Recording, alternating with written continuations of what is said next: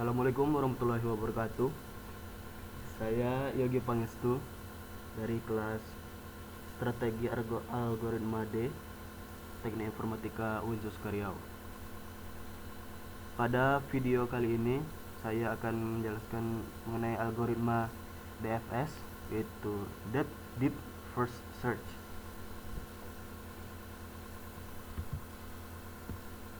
Pertama saya akan menjelaskan dulu apa DFS itu. Algoritma DFS merupakan algoritma pencarian yang dilakukan pada suatu node dalam setiap level dari yang paling kiri. Jika pada level yang paling dalam solusi belum ditemukan, maka pencarian dilanjutkan pada node sebelah kanan.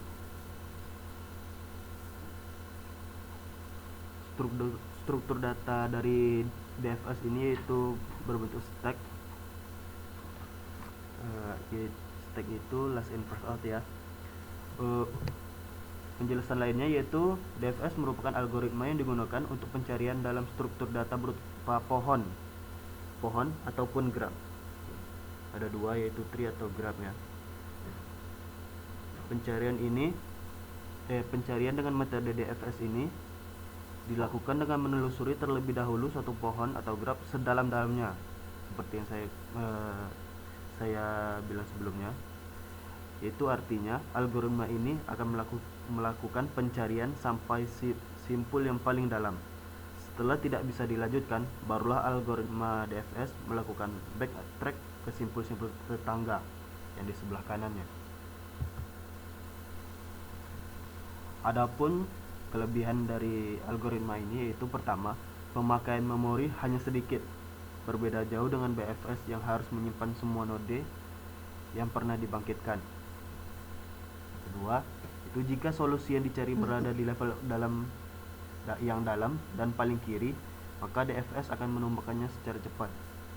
Ini karena DFS pencariannya itu dari sebelah kiri dulu.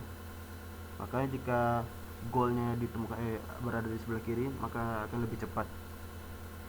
Sedangkan kelemahan dari DFS ini yaitu jika pohon yang dibangkitkan mempunyai level yang dalam tak terhingga, maka tidak ada jaminan untuk menemukan solusi.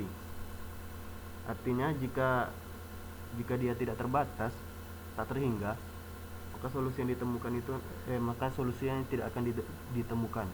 Itulah kelemahannya dibandingkan dengan BFS. Selanjutnya, jika terdapat lebih dari satu solusi yang sama tetapi berada pada level yang berbeda, maka DFS tidak ada jaminan untuk menemukan solusi yang paling baik. Artinya, jika ada lebih dari satu solusi, yaitu anggap saja dua, walau di level yang berbeda, maka DFS tidak dapat melakukan perbandingan untuk mencari mana yang lebih baik di antara kedua solusi tersebut. Nah, ini merupakan tree dari yang saya cari sebelumnya. Startnya dimulai dari A dan goalnya yaitu L. Expand node ini artinya adalah node yang telah dikunjungi ya, sedangkan node list adalah node yang akan dikunjungi. Berarti expand node yang telah dikunjungi, node list yang akan dikunjungi. Adapun langkah mencari solusinya itu ini pertama, periksa apakah node tersebut adalah goal yang kita cari itu yaitu L ya. Selanjutnya, periksa apakah node punya turunan atau kemungkinan lain. Jika iya, masukkan ke dalam node list seperti yang sebelah sini.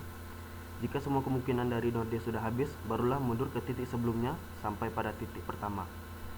Berarti mundur dia atau pindah ke sebelah kanan, cari turunannya atau pindah sebelah kanan. Lebih jelasnya saya akan jelaskan dari awal lagi ya. Karena dimulai dari A, berarti A mempunyai anak yaitu B dengan C. berarti node list dari A yaitu B dan C. Kita lanjut turunan dari B. Kita ambil dari kiri dulu, seperti B. Nah, B sendiri mempunyai turunan yaitu D, E, dan juga yang tadi yang belum kita gunakan C. Berarti turunan dari B, D, E, dan C. Kita ambil yang paling sebelah kiri, yaitu D. Oh ya, sebelum melanjutkannya, selalu periksa apakah node tersebut adalah goal atau tidak. Tadi sebelumnya kan A, B, D, berarti dia goalnya L, berarti bukan ya, masih bisa dilanjutkan. Selanjutnya tadi dari D, apakah D merupakan goal? Itu bukan. Apakah punya turunannya? Ya, turunannya itu H,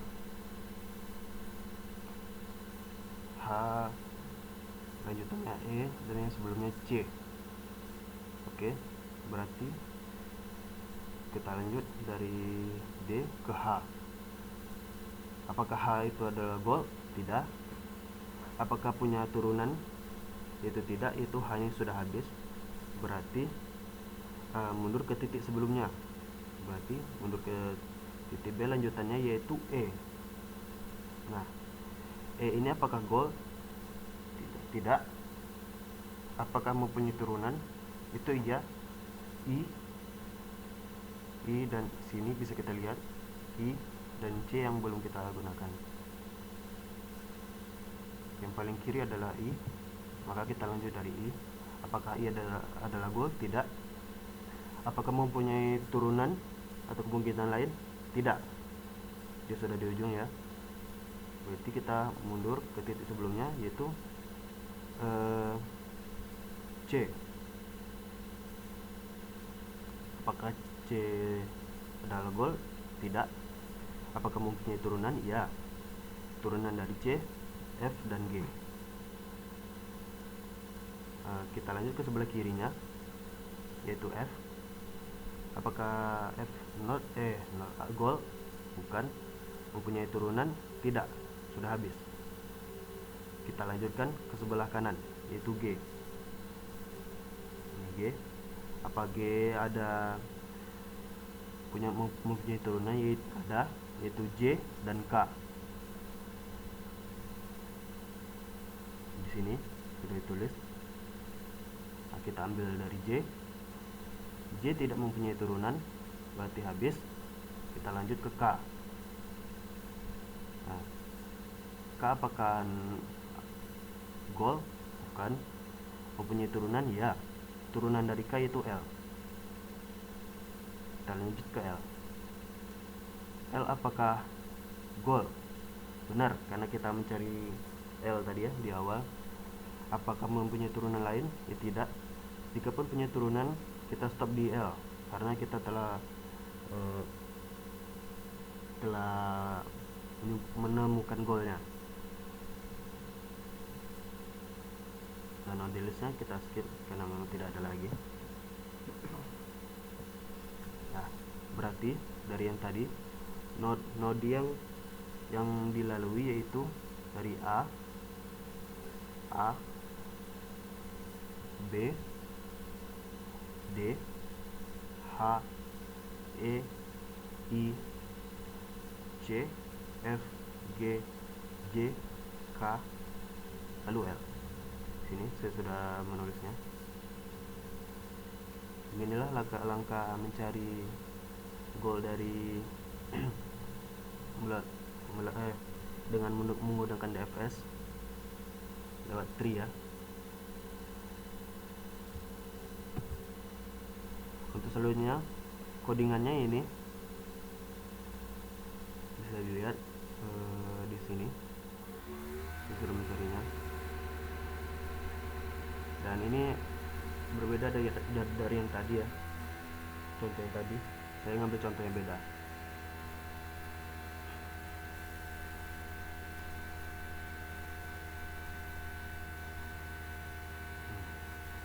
Saya lanjut dengan pseudocode-nya.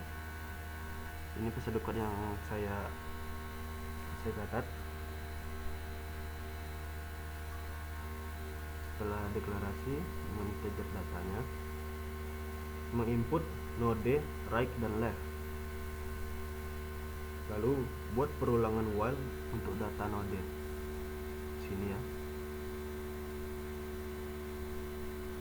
Jika data node sama dengan 0, maka dia akan dilanjutkan, perulangan akan dilanjutkan lagi. Data right atau left akan terisi dilakukan sampai beberapa banyak node yang diinputkan di awal, sampai semua node yang didapat habis atau masih 0, maka dia masih melakukan perulangan. Jika nodenya sudah not 0, maka perulangan akan berhenti dan akan ditampilkan hasilnya.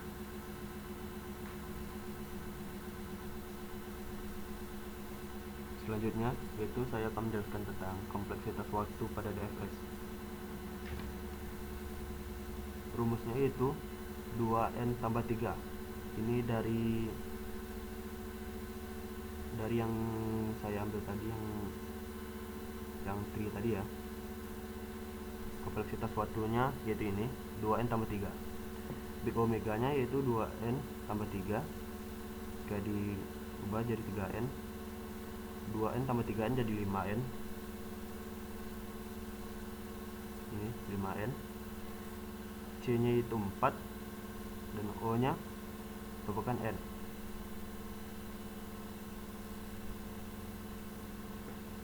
Big omega nya yang satu lagi itu 2n tambah 3 itu dengan N, 2n, C nya 2 dan O nya N.